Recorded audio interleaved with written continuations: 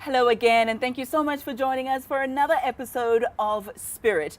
The entertainment industry may be glamorous, but it can also be incredibly treacherous. So how does one navigate that terrain and still stay on top of their game? We're going to find out from Luthando Shosha, otherwise known as LootLove. Thank you so much for coming through. It's such a pleasure to have you. Oh, thank you for inviting me. You're even more beautiful in real life, I must tell you that. I brought you flowers and tea, girl. I hope you see my effort, so this right? conversation's going to be popping, okay?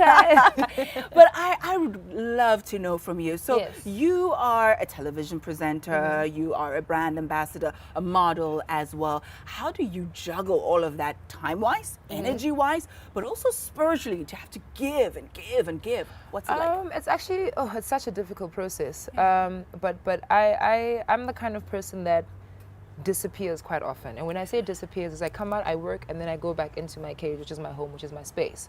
I'm very energy sensitive as well. So a lot of people, I think probably only like 2 or 3 people in the entertainment space have actually walked into my house. Sure. Simply because I actually don't want you in my space once I've switched off, because it's such a messy industry with a lot of weird energies. But I get out, I work, I come back home, I listen to my music, I hang out with my guy, I hang out with my brother, my friends come over, and I do my absolute best to give myself a day every week just to recoup. And recouping is like doing nothing, like just sitting, reading, listening to music. I could be catching up on series or whatever, but it's just a day for me to switch everybody else off. I try my best to also not even be on social media, because that's also very invasive. Toxic. Yeah, very, very Yeah. toxic. But the thing about this industry is it's very difficult to take a break, because once you take a break, you feel like you're not doing enough for you to be out there, for you to get these jobs, for you to, you know. But I think because I'm 29, I've gotten to a place where it's no longer a competition for me. I really, if you're doing 7 things in one day, that's great. I'm happy for you. It's fine. Well done. But that's not what I'm trying to do, you know. And I do this thing where I have a lot of conversations with my mom, a lot of conversations with my brother, a lot of conversation with my real friends. And by real friends, I mean the people who don't care that I'm LootLove. And those conversations are always very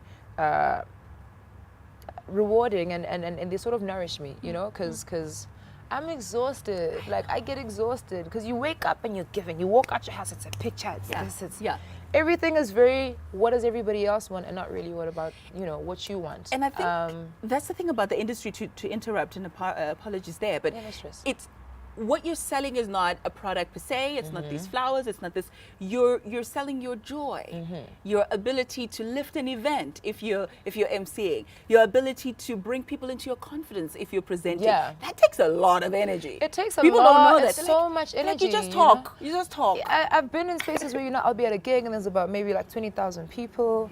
And people are like, oh my gosh, it must be so much fun. Oh, you just get on stage, you say whatever. And I'm like, do you understand that I'm keeping 20,000 people up here? Do you ever think of a context of, as much as it just looks like I'm on a mic, but I have to make sure that everyone in the room is saying what I need them to say, is ready to turn up with the next plugged artist. in. It's very connected. But it's a nice distraction though, you know, from reality sometimes, because sometimes your life is, maybe I'm going through heartbreak. Oh gosh, I'm so devastated. Oh, my life's falling apart. Then it's like, but I've got this mic though, and I can do whatever I want for the next 4 hours. So you switch from one side to the other, and then in that moment I become LootLove. You know, it's you know, at that whole Beyonce Sasha Fierce thing, it was always like, what's this whole thing about? And you're actually 2 different people, because you have to be 2 different people, because the energy you give out and the fun you have with people is not what I want to do on a Sunday morning. Like, I'm just trying to chill, you know, have my tea, relax. But I have to wake up and I have to go. But I think with entertainment and being in radio, I've always learned that when you get to the door, when you walk into your workplace, you forget everything about your actual life. Switch it on. Because you don't belong to yourself then. And it's just a choice that you make with yourself. But it's very important to switch off all the time. And I have these disappearing acts. Like, people won't find me. My friends have even gotten to a place where if you haven't spoken in 3 days, they're not panicking. They're like, okay, she's going through her things. And that's just me trying to, you know, refuel and actually pour back into this well I keep giving from. And that just requires a lot of switching off in silence, you know. But to tell you one thing, a lot of the time, I've started recently praying a lot, mostly because it's therapy. you know. It's conversations that you're having with yourself and your God. It's conversations that you sometimes can't have with the people around you. So it's starting to slowly become a ritual of mine, and then maybe it's an age thing. I'm like, oh, girl, what are you praying a lot now? What's happening? You're 29. I know, but like, but I get you. You know, at 21, at 21, you're just like, oh, YOLO, oh, Father God, yes, oh, let me make sure. I hope he notices me. Hashtag, your prayer doesn't even make sense, I guess. So also depending on the person that you are. But the older I grow, the more I really want to be about me and making sure that I'm centered and making sure that I'm not easily shifted by what's happening around me. Like, I'm trying to make sure that I don't need my center is always still. So it doesn't matter what happens, what hits me, what I go through, what I experience, what job I don't get, whatever. It doesn't matter. It doesn't move me. It just, it hits me, sure, I fall, but then I get back up and I'm like, okay. Let's go again, because rejection is protection, and you don't know what you're being saved from. Or, wow. Yeah. I actually never thought about that. Rejection is protection. My best friend said that to me. I was crying about a gig I didn't get. I was very sad. I was very upset. I put so much soul into it. I had my whole life planned around it. And she's like, friend, you know that rejection is protection, right? And you won't see it now. But in a year's time, or when the show even starts, you'll see why it wasn't yours. And I'm just like, yeah, friend, whatever. But like, girl, it was gonna change everything. And she's just like, friend, you have to get to a place where you have to understand that you're not getting something, or something not happening your way is literally that. It's not yours. If it was yours, it would be in your hands right now. So you shouldn't be sad about it. Okay, yeah, sure, you're upset at the rejection. That's cool. But don't dwell in it. It's not personal. It's really not personal.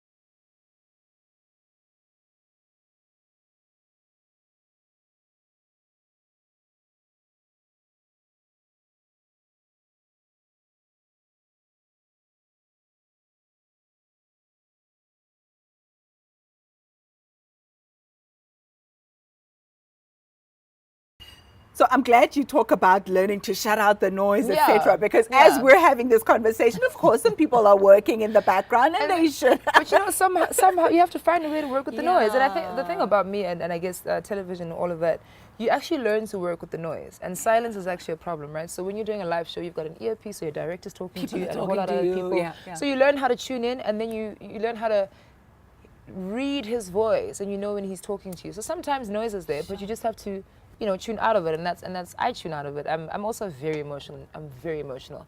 I'm a Pisces, like I'm a mess, like all the time for no reason.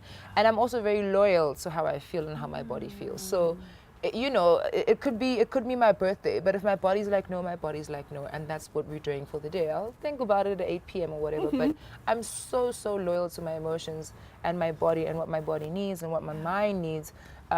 Because this is all I have. This is all I have. So I have to listen to it whether I want to or not.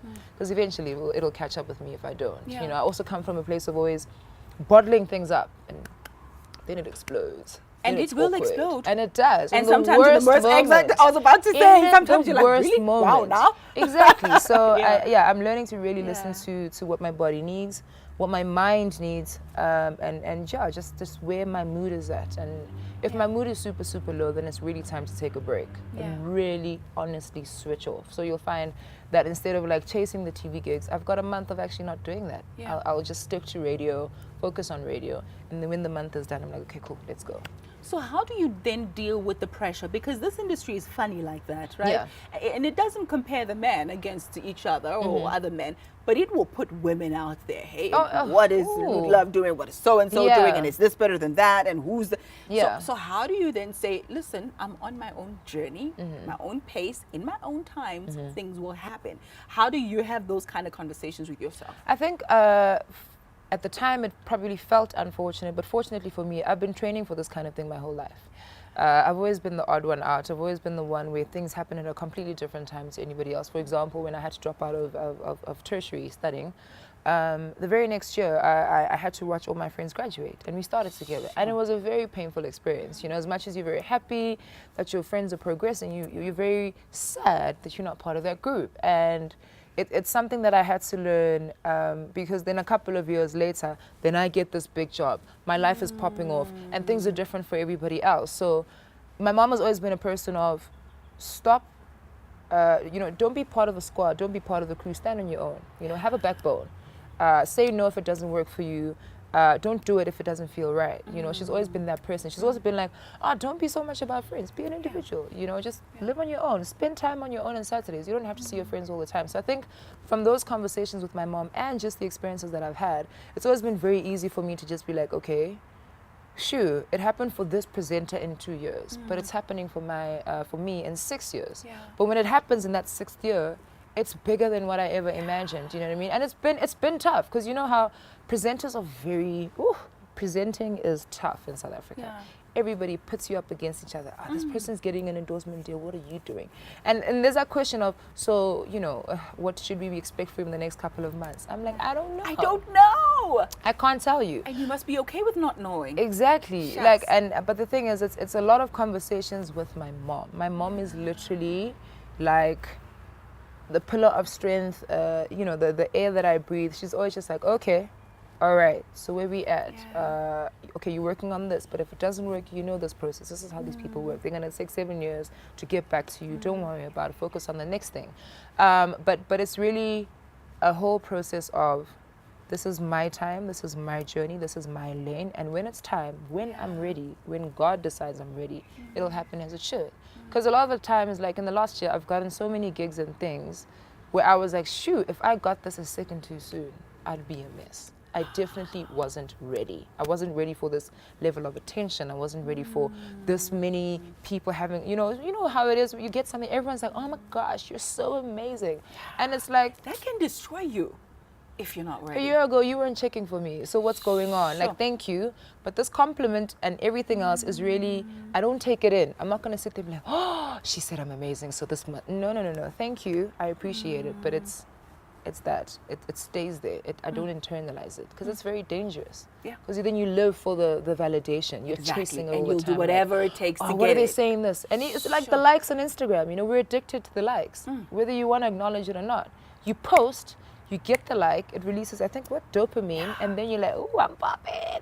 And the adrenaline kicks in and you want to see how many hits. It's social media. It's not reality. And we've forgotten that. We live in this space and this is our life, but it's not. Will those fans come pick you up when you can't buy bread because your life is just falling apart? Wow. No. What are those likes are not going to buy you anything. They will temporarily, that's cool.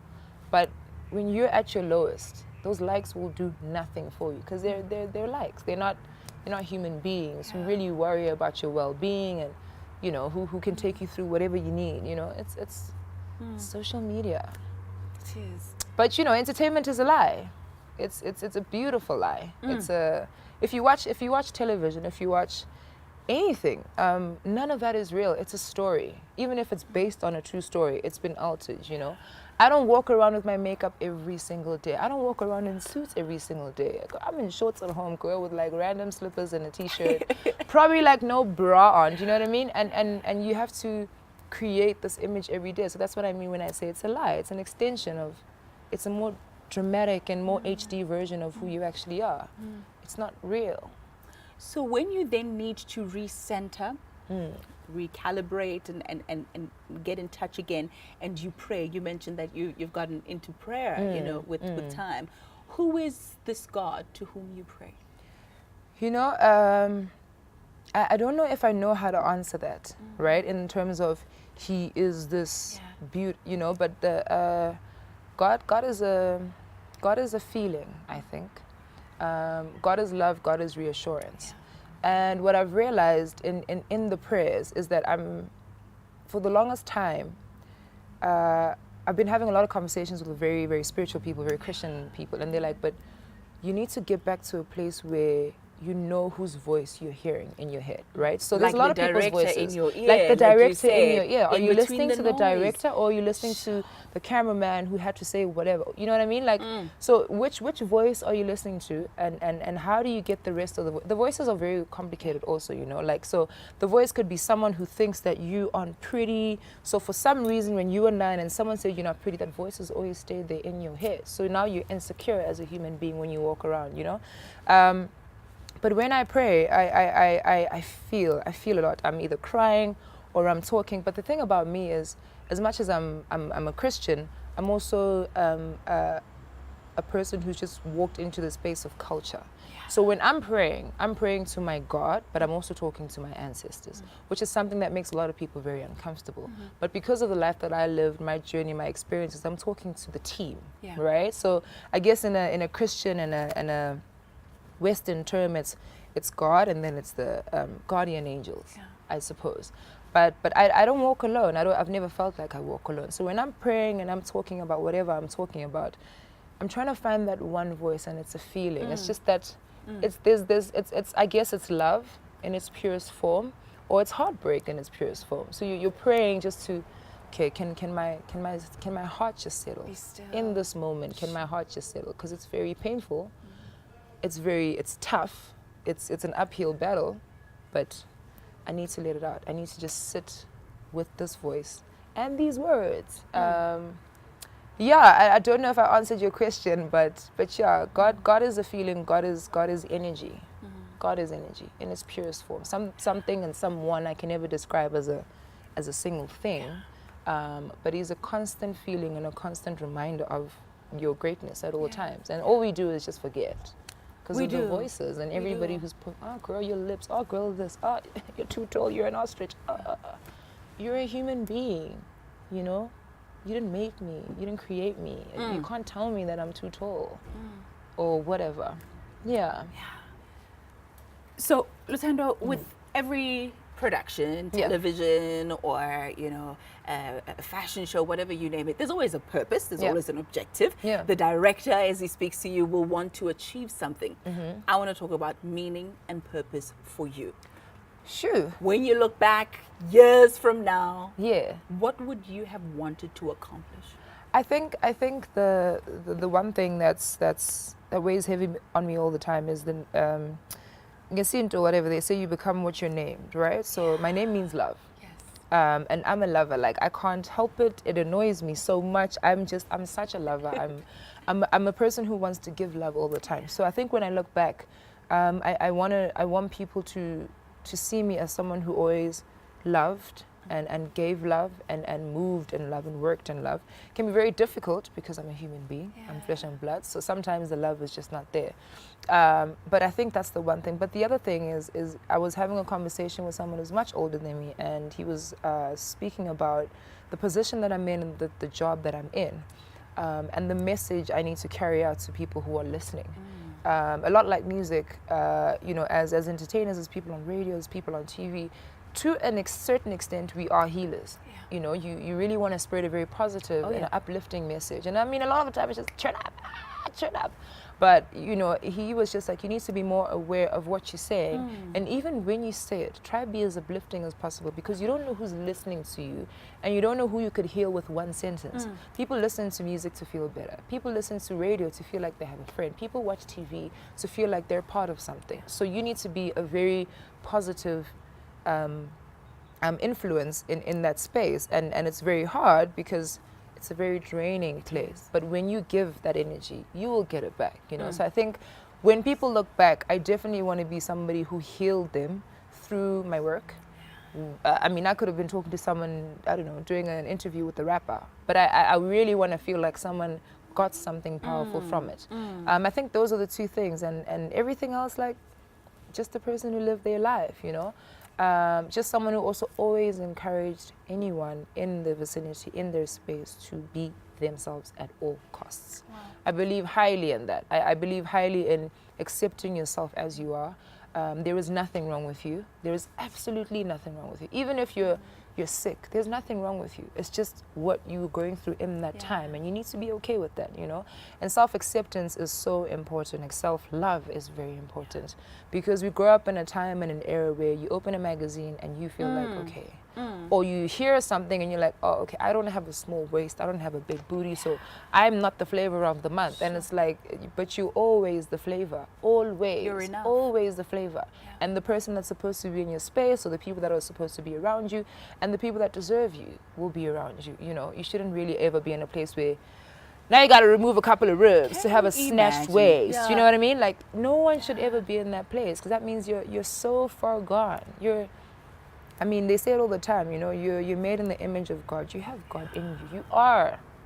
You're God, without being like a Kanye about it. You're God. You're beautiful. You're perfection. You're a miracle. You are art. You are life.